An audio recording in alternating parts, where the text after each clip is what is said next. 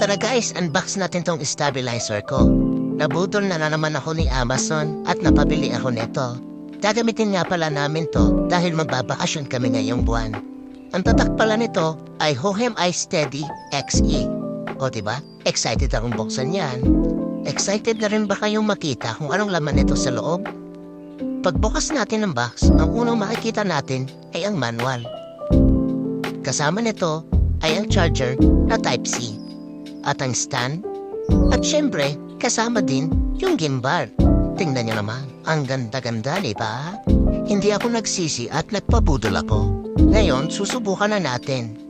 In-adjust ko pala siya dito para mag-unlock. Sinubukan na rin namin ilagay ang cellphone at ang power on ay dito sa gilid. Ngayon, di ba gumana siya? Tapos, pindot-pindot ka lang dyan. Meron nga rin pala itong kasamang flashlight para kung sakaling gusto mong mag-vlog, ay pack na pack yan. Kita nyo naman, o diba ang ganda?